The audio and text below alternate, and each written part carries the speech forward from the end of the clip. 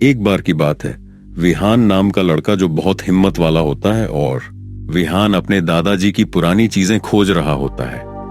उसे एक डायरी मिलती है जिसमें लिखा होता है, कालद्वीप हर 100 साल में एक ही जगह पर प्रकट होता है, लेकिन वो हर बार अलग समय में होता है। वहां गए लोग लौटकर कभी पहले जैसे नहीं रहते। एक पेज में एक अजीब गणितीय कोड होता है।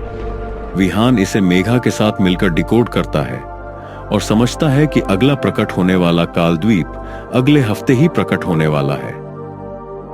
अगर ये सच है तो हमें वहां जाना चाहिए। हो सकता है दादाजी वहीं खो गए हों। या फिर ये एक जाल हो। जो लोग लौटे नहीं, क्या वो मरे या वक्त में खो गए? विहान और मेघा एक पुराने नक्शे और कोड्स के सहारे उस जगह पहुंचते हैं जो एक रेगिस्तान की तरह वीरान है। लेकिन जैसे ही वे एक खास घड़ी के समय पर वहां खड़े होते हैं, हवा भारी हो जाती है, आसमान में बिजली चमकती है और एक तैरता हुआ गांव प्रकट होता है। वहां हवा में टाइम बबल्स दिखते हैं जिनमें अलग अलग समय चल रहा होता है। ये सब विज्ञान के नियमों के खिलाफ है। ये इलाका टाइम सिंक्रोनाइज नहीं है।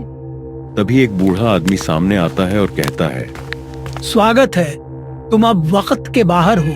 यहाँ हर पल अनंत है। मेघा और विहान घबरा जाते हैं और आगे बढ़ने लगते हैं।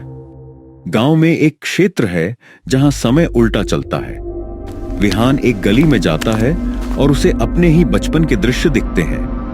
वो खुद अपने पिता के साथ खेल रहा है। दूसरी तरफ मेघा एक जगह जाती है और भविष्य की अपनी मौत देखती है। दोनों को समझ आता है कि कालद्वीप में रिवर्स मेमोरी इफेक्ट है। यह जगह आपकी सबसे गहरी स्मृतियों को वास्तविक बना देती है। विहान, मैंने खुद को मरते देखा। शायद ये जगह भविष्य भी दिखाती है। तो क्या हम यहाँ रह गए तो ये हमारी नियति बन जाएगी?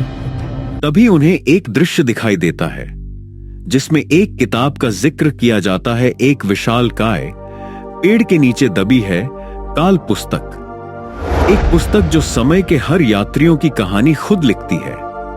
वे पुस्तक को खोलते हैं और पाते हैं कि उसमें उनके आने और हर फैसले का जिक्र पहले से मौजूद है, लेकिन अंत खाली है। तो ये पुस्तक भविष्य भी लिखती है, या फिर हम जो करते हैं वही इसमें लिख जाता है? क्या हम फ्री विल से चल रहे हैं या ये सब पहले से तय है? तभी फिर से वो रहस्यमय बाबा आते हैं। जो ये किताब पढ़ लेता है उसका भविष्य बदल जाता है, लेकिन याद रखना, समय एक बार माफ करता है, बार बार नहीं। वो लोग ये सुनकर थोड़े घबराते हैं, लेकिन हिम्मत जुटाकर आगे बढ़ते हैं। विहान को गांव के एक पुराने भाग में एक विज्ञान केंद्र जैसा ढांचा मिलता है, जहां उसे मिलता है डॉक्टर अंशुमान राय, एक वैज्ञानिक जो पिछले 40 सालों से वहीं फंसा है। कालद्वीप कोई जादू नहीं, ये एक क्वांटम टाइम एनोमली है। ये जगह अंतरिक्ष और समय की परतों के बीच मौजूद है।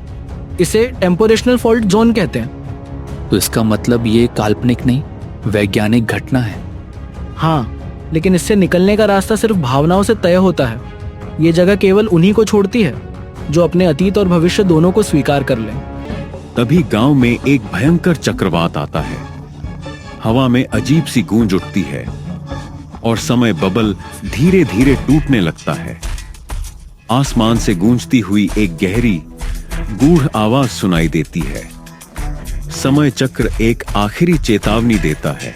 समय के नियम तोड़ने वाले स्वयं समय में खो जाते हैं। सोचो, समझो और सही निर्णय लो, वरना इतिहास फिर से खुद को दोहराएगा। जैसे ही दोनों खुद को स्वीकार करते हैं, एक उज्जवल दरवाजा खुलता है।